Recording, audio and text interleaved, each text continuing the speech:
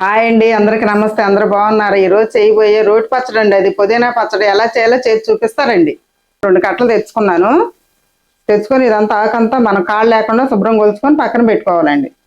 దీన్ని ఇప్పుడు శుభ్రం చేసుకొని మన చిల్లుల గిన్నెలో వేసుకుందాం. ఇసుక అది ఉంటుందండి, ఇసుక లేకుండా శుభ్రంగా కడుక్కోవాలి.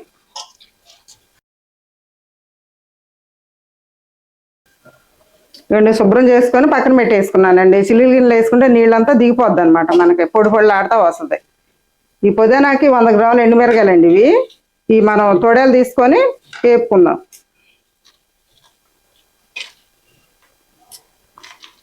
పుదీనా వారానికి 2 సార్లు చేసుకొని తింటే చాలా మంచిదండి. వెలిగించుకుందామండి. ఇప్పుడు కడాయి పెట్టుకుంటున్నాను. కొంచెం కడాయి వీటెక్కిన తర్వాత ఆయిల్ వేసుకుందామండి. ఒక 4 స్పూన్లు ఆయిల్ వేసుకుంటే 100 గ్రాములు ఎండుమిరగాయలకి సరిపోతుందండి.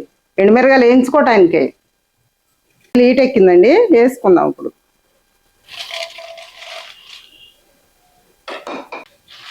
వేపుకోవాలండి. కొంచెం కలర్ మారిన తర్వాత ధనియాలు అవి వేసుకుంటానండి. సిమ్లో పెట్టుకొని వేపుకుందాం. ఎండుమిరగాయలు కదండి, కొంచెం మాడితే మళ్ళీ బాగోదు, టేస్ట్ మారిపోతుంది. పచ్చడి బాగుంటుందండి. మన గోంగూర లాగే పుదీనా పచ్చడి కూడా చాలా బాగుంటుంది అన్నమాట. ధనియాలు అండి 2 స్పూన్లు అయితే సరిపోతుందండి. వేపుకోవాలండి, అలాగ దోరగా మాడకుండా వేపుకుందాం.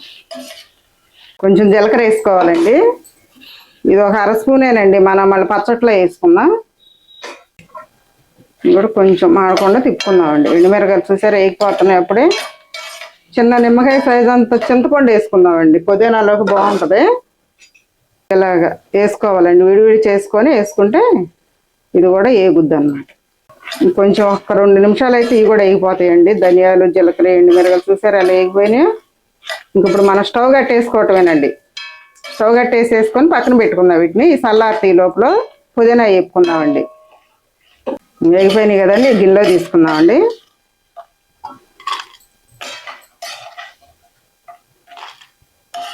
పుదీనా పచ్చడి అంటే ఇష్టం లేని వాళ్ళు ఎవరు ఉండరండి, బాగుంటుంది అనమాట పుదీనా పచ్చడి. వేపుకున్న కళాయిలోనే మనం ఇప్పుడు పుదీనా వేపుకుందామండి. 1 స్పూన్ ఆయిల్ వేసుకొని, కొంచెమేనండి, కొంచెం వేసుకుంటే మన పుదీనా మగ్గిపోతుంది అండి. నీళ్ళంతా ఒళ్ళిపోయినాయి శుభ్రంగా. చూసారా పొడి పొడి ఆడుతూ ఉంది.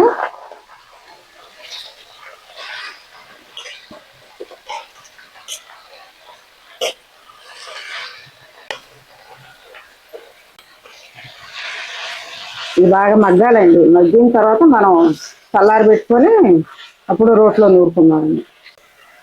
ఇది నిదానంగా తిప్పుకోవాలండి, ఊరికే మగ్గిపోద్ది. 5 నిమిషాలు పక్కన పెట్టుకుందామండి, మూత పెట్టుకొని మగ్గించుకుందాం సిమ్లో పెట్టుకొని.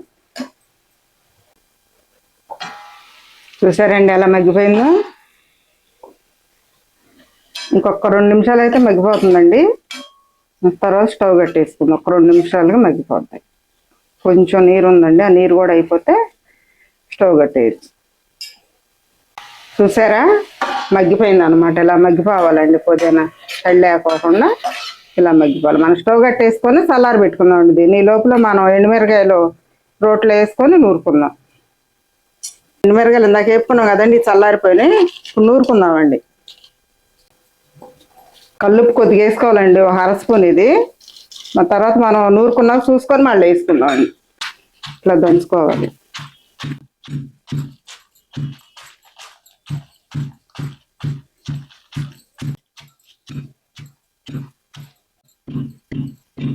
ఇవన్నీ పొట్టు తీసుకోకుండా వేసుకోవాలండి, 4-5 ఎల్లుల్లిపాయ గర్భాలు.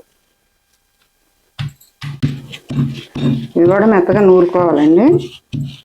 చల్లారిపోయిందండి, ఇప్పుడు పుదీనా వేసుకుందాము.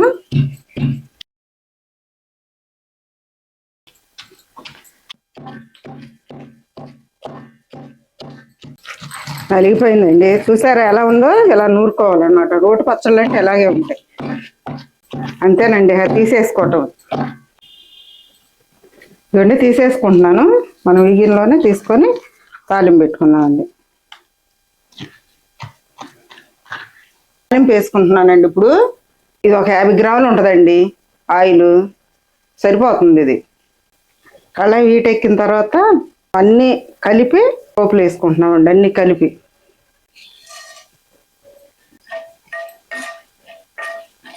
ఎల్లుల్లిపాయలు కొన్ని దంచుకున్నానండి, 4 ఇవి వేసుకున్నా. 2 ఎండుమిరకాయలు చిన్న ముక్కలు చేసుకొని వేసుకోవాలండి.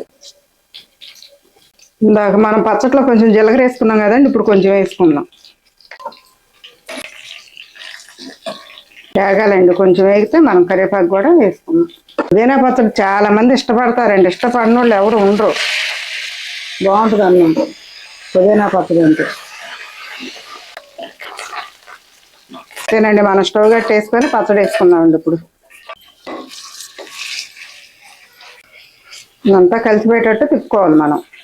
అంతేనండి, పుదీనా పచ్చడి ఇలా చేసుకోవాలి. మీరు కూడా ఇలా చేసుకొని నాకు ఎలా ఉందో కామెంట్ ద్వారా తెలియపరచండి. షేర్ చేయండి, లైక్ చేయండి, సబ్స్క్రైబ్ చేసుకోండి. అంతేనండి, బాయ్.